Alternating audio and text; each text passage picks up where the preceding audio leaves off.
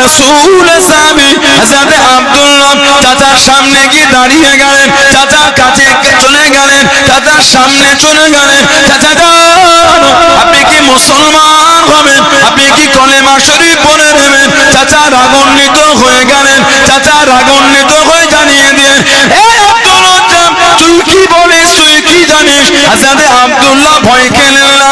হযরত আব্দুল্লাহ জানিয়ে দিয়ে, চাচা যান, আমি আব্দুল্লাহ মুসলমান হয়ে গিয়েছি, আমি আব্দুল্লাহ মুসলমান হয়ে গিয়েছি। চাচা রাগান্বিত হয়ে গেলেন। চাচা রেগে গিয়ে হযরত আব্দুল্লাহকে জানিয়ে দেয়, এই আব্দুল্লাহ, তোর মাথা থেকে নিয়ে পা পর্যন্ত যা আছে সবই আমার টাকায়, সবই আমার অর্থে। আমার আব্দুল উজ্জাম, তুই যদি মুসলমান হয়ে যাস, আমার টাকা আমাকে ফিরিয়ে দে, আমার মাল আমাকে ফিরিয়ে দে, তোর গায়ের জামাগুলি আমার অর্থে দেখিলাম, আমার টাকার জিনিস ফিরিয়ে দে।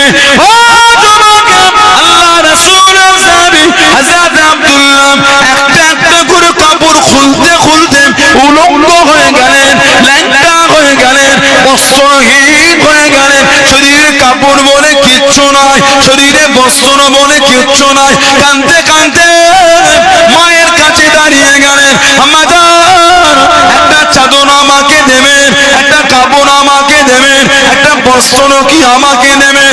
ও আমি আব্দুল্লাহ মুসলমান হয়ে গিয়েছি, আমার চাচা সব ছিনিয়ে নিয়েছে, একটা কাপড় আমাকে দেন, যে কাপড় জড়িয়ে আমি আল্লাহ নবীর সামনে চলে যাব, আল্লাহ নবীর কাছে দেখি দাঁড়িয়ে যাব। হযরত আব্দুল্লাহ মা একটা চাদর দিয়েছেন, চাদরটাকে জড়িয়ে নে আল্লাহ নবীর দরবারের দিকে ছুটে ছুটে যেতে যেতে মদিনা শরীফের বাইরে দাঁড়িয়ে দাঁড়িয়ে নবীর কাছে যাব, নবীর সামনে যাব। শরীরে আমার কিছু নয়, গায়ে আমার কিছু নয়, কাপড়টাকে খুলে দুটো টুকরা করে একটা টুকরা জড়িয়ে নিয়ে আর একটা টুকরা গায়ে দিলেন। জোরে বলুন সুবহানাল্লাহ, আর একটু জোরে বলুন সুবহানাল্লাহ। দিনের জন্য গোটা শরীরের কাপড় দিয়ে দিয়েছেন। চাচা বলে, যদি মুসলমান হয়ে যাও, আমার টাকার জিনিস আমাকে ফিরিয়ে দাও। একটা একটা করে কাপড় খুলতে খুলতে যুবক সাহাবীরা উলঙ্গ হয়ে গেলেন, গোটা শরীরে সুতো বলে কিচ্ছু না। ওই উলঙ্গ হয়ে মায়ের কাছে গিয়েছে, মা একটা বস্ত্র আমাকে দেবেন মা, আমি মুসলমান হয়ে গিয়েছি, চাচা আমার সব নিয়ে নিয়েছে। যদি একটা কাপড় দিতেন, ওটা জড়িয়ে আল্লাহ নবীর সামনে যেতাম। বলুন না সুবহানাল্লাহ। কেন? উলঙ্গ হয়ে নবীর কাছে গিয়ে দাঁড়াতে পারবো না। মা একটা চাদর দিলেন, ওটাকে জড়ালেন। মুজাইনা গোত্রের যুবক, মুজাইনা মক্কা শরীফ আর মদিনা শরীফে যাওয়ার রাস্তায় পাহাড়ের পদদেশে একটা ছোট্ট পাড়া বস্তি ছিল। ওই বস্তির ওই যুবক, মুজাইনা গোত্রের যুবক আব্দুল উজ্জার বান্দা, মদিনা শরীফের বাইরে দাঁড়িয়ে ভাবছেন, নবীর কাছে যাবো আর গায়ে তো আমার কিচ্ছু নাই, ফাঁকা, এই খালি গায়ে নবীর কাছে দাঁড়াবো কি করে? কি আদব সাহাবাদের। চাদরটাকে খুলে দুটো ভাগ করে এক ভাগ পরে এক ভাগ গায়ে দিয়ে মদিনা শরীফের নবাবী শরীফে গেলেন। রাত হয়ে গেল, রাতটা কাটালেন, ফজরের আজান হলো। আল্লাহ নবীর হুজরা শরীফের বাইরে দাঁড়িয়ে আছেন। কেন? নবী পাক বার হলে ওয়াদুহার চেহারাটা দেখবে। বলবেন না সুবহানাল্লাহ। যে চেহারাকে না দেখেই পাগল হয়ে গিয়েছে।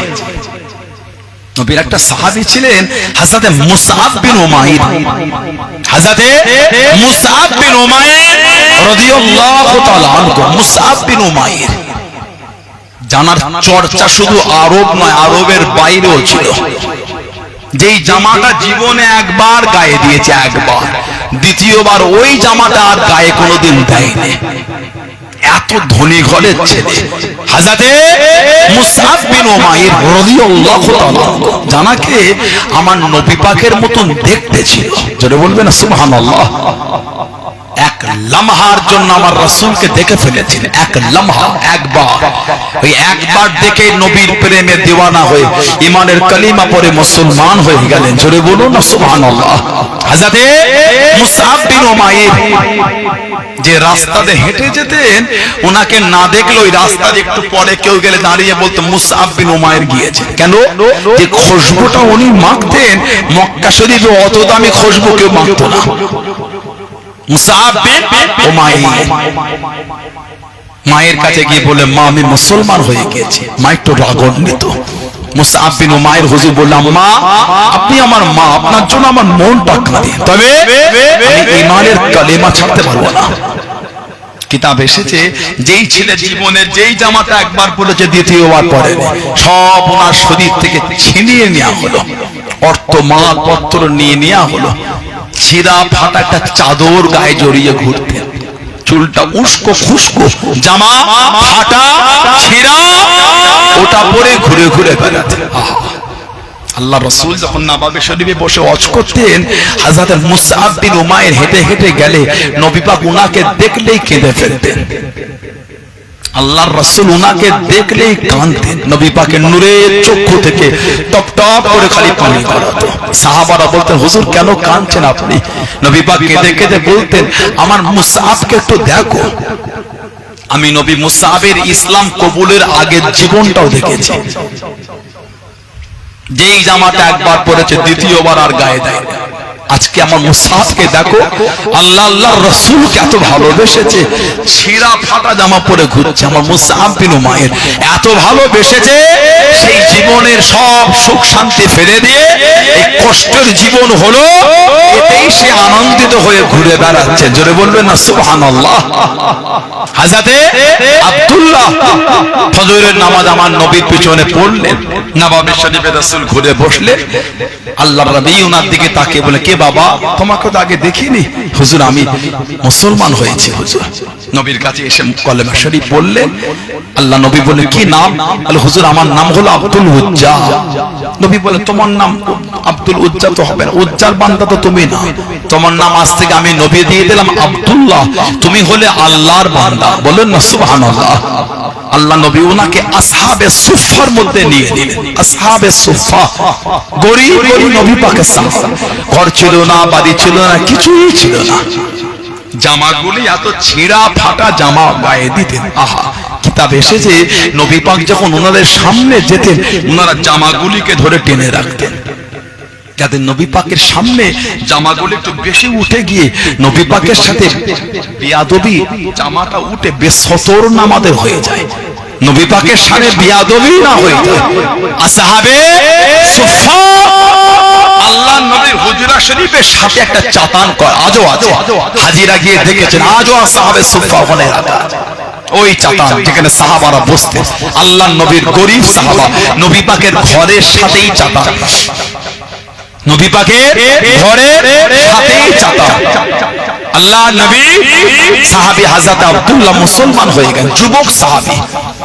মদিনার নবাবী শরীফে এত জোর কোরআন শরীফ তেলাওয়াত করতেন উনি, সাহাবারা মাঝে মাঝে নবীকে এসে বিচার দিতেন, হুজুর একটু ওনাকে বলে দেন না, উনি এত জোর কোরআন শরীফ পড়ে, আমরা একা একা নামাজ পড়ি, তেলাওয়াত করি, হুজুর আমাদের ইবাদতে বিঘ্ন ঘটে যায়।